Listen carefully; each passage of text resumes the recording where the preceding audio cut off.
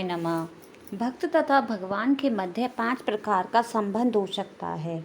कोई निष्क्रिय अवस्था में भक्त हो सकता है, कोई सक्रिय अवस्था में भक्त हो सकता है, कोई सखा रूप में भक्त हो सकता है, कोई माता या पिता के रूप में भक्त हो सकता है, कोई माधुर्य प्रेमी के रूप में भक्त हो सकता है।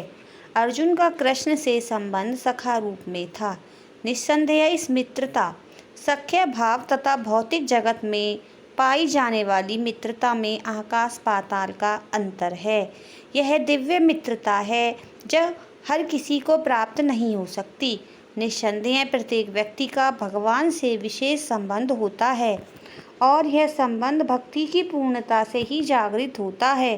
किंतु जीवन की वर्तमान अवस्था में हमने न केवल भगवान को भुला दिया है, अपितु हम भगवान के साथ अपने शाश्वत संबंध को भी भूल चुके हैं। लाखों करोड़ों जीवों में से प्रत्येक जीव का भगवान के साथ शाश्वत विशिष्ट संबंध है। यह स्वरूप कहलाता है। भक्ति योग की प्रक्रिया द्वारा यह स्वरूप जागृत किया जा सकता है, तब यह अवस्था स्वरूप सिद्धि कहलाती है।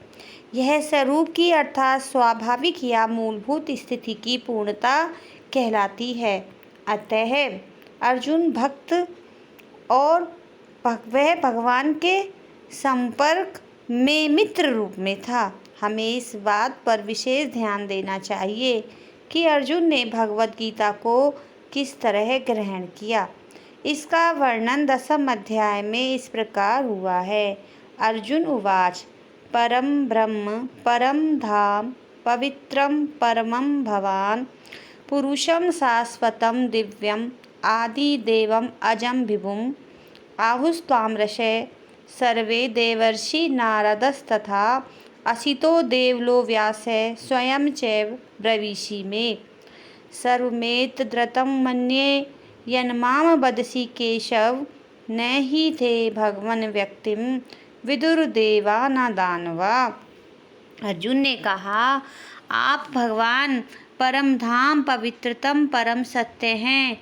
आप शाश्वत दिव्य आदि पुरुष अजन्मे तथा महानतम हैं। नारद असित देवल तथा व्यास जैसे समस्त महामुनि आपके विषय में इस सत्य की पुष्टि करते हैं और अब आप स्वयं मुझसे इसी की घोषणा कर रहे हैं। हे कृष्ण, आपने जो कुछ कहा है उसे पूर्ण रूप से मैं सत्य मानता हूँ। हे प्रभु, न तो देवता और न असुरी आपके व्यक्तित्व को समझ सकते हैं। भगवान से भगवत गीता सुनने के बाद अर्जुन ने कृष्ण को परम ब्रह्म स्वीकार कर लिया। प्रत्येक जीव ब्रह्म है, लेकिन परम पुरुषोत्तम भगवान परम ब्रह्म हैं। परम धाम का अर्थ है कि वे सब के सब परम आश्रय या धाम है। पवित्रम का अर्थ है कि वे शुद्ध हैं, भौतिक कलमश से बेदाग हैं।